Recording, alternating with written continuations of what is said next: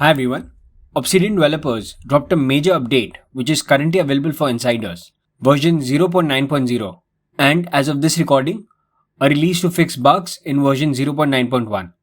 It includes huge and welcome changes to both global and local graphs. I can see myself using more of global graphs after this update. In this video, we'll be going over all the new changes and options to graph view and local graphs that have been introduced not only in this new version but the one prior to that as well. With that, let's get started. The very first thing we will do is go to graph view.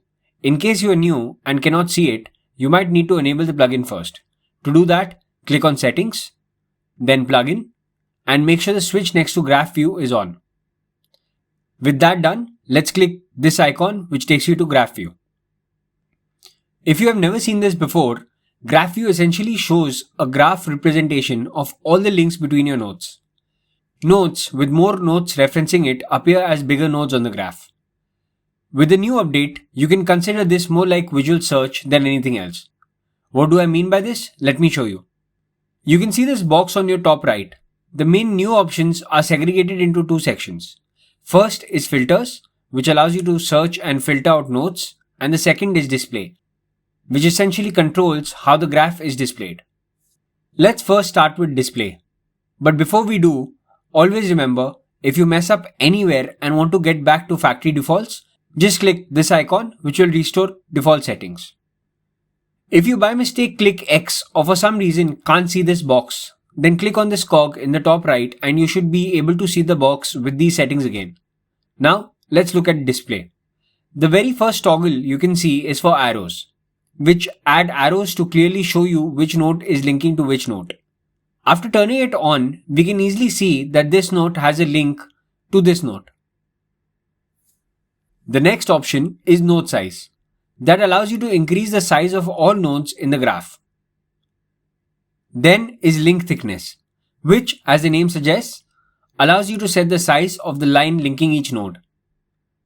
Next is center force, which allows you to set how big or small the scale of the graph is.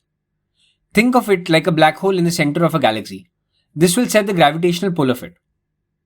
Then comes repel force, which allows you to set the scale of the graph. Think of this like the gravitational pull of each planet, or in this case, node. Link force allows you to set how far or close each linked node is. Think of this like the center node is each planet, and the linked nodes are the satellites being influenced by the gravitational pull of the planets. Finally is link distance, which again, as the name suggests, helps set the distance between each node. Again, pressing this icon will restore everything to default settings. Now let's have a look at filters. The very first option is this search box. Now don't underestimate this box. For all intensive purposes, this has the exact same functionality as the search box. If you haven't already seen my video covering search in greater detail, then please do so by clicking the eye icon on the top right and first seeing Obsidian Basics, Search, and then Changes to Search, where I go over everything I'm about to show you in a lot more detail. Search can, for example, help find all nodes which have the word projects in them. Or say you wanted to see all the nodes in a folder called journal. You can also easily do that by typing path:_journal in quotes. Now if you remember, in a previous video we had set up the journal folder for collecting all our daily notes. What if you wanted to see all the files but not the files that are in the folder journal? To do that, you just add a minus sign before journal and it will be filtered out.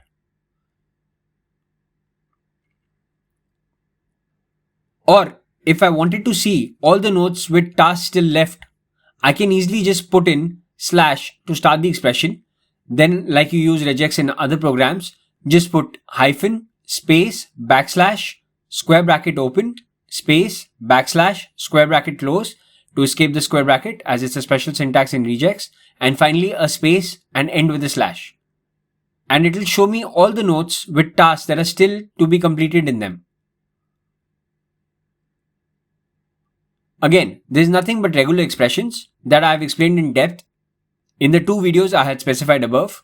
Let's clear the search box and look at the other options. The first option or toggle we have is tags. They allow you to see all the tags linked to a file. In this case, the tags daily is linked to these files. Next is attachments.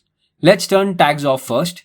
Now, as you can see, turning the attachments on will show all attachments linked to notes. In this case, we only have one file with attachments in it. We will turn that off and come to the next option, which is existing files only, which, as the name suggests, shows files that actually exist and not references that exist somewhere.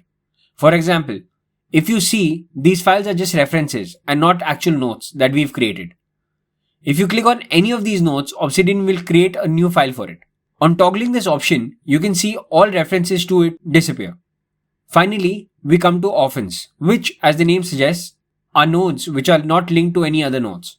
They are these outliers which sit outside the graph. Toggling this option hides these nodes. I'm sure you can see now how important a feature graphs have suddenly become. You can not only see a complete overview, but now you can also see and search for micro connections that you just couldn't earlier. Now, let's look at the new changes to local graphs. If you aren't familiar with this yet, then please see the short video in this series called Local Graphs. I have linked it on the top right, which you can access by selecting the eye icon. Let me select the books note. You can open local graphs by clicking more options, then selecting open local graphs. Let me drag and rearrange this to my liking. Now here the display options are exactly same as graph view, so I'll be skipping that. I'll also be skipping the search files option, which is exactly same as well. Next option is depth. This was introduced in an earlier version. However, I have been somewhat preoccupied of late, so we'll be covering this here. This is an interesting new feature which allows you to see everything linking in and out of this note based on the level of depth you set. For example, depth level 1 shows these 3 notes. Let me show you the neighbor links option till everything is nice and clean. Turning it on shows that not only books but also how to take smart notes is linked to June 23, 2020. Now say I want to see all the notes that are linked to June 23, 2020 node. How can I do that? Simple. I'll just turn the depth level up by 1. Let's see all the tags associated to it. I'll just toggle tags, which will show the daily, log and YouTube video tag connected to it. As you can see, by the grayed out notes, there are lots of references to notes that don't exist. I will select the existing files only option, which will clear some of this clutter away. Now, I want to see which notes are connected to 002 areas node that you can see here. Simple, just go one depth further and it will show me all the notes connected to it. I can't turn off incoming links since all links are incoming in books. However, turning off outgoing links hides all the links going out. You can hopefully get a sense of how you can visually see all the connections to your notes and topics you're researching on with local graphs. I thought of doing a video to show some examples on how to use the new Obsidian URL scheme that was recently introduced with tools like Keyboard Maestro and Alfred on Mac. However, I'm not sure how many people would be interested in something like this. If you are interested in such a video, then please comment below and I'll create a video for the same. If you found this video helpful, then please don't forget to like and subscribe to this channel. If you have any suggestions or comments, then please leave it in the comment section below or via Twitter. I will be linking all the videos that I had specified above right here. Thank you so much for watching.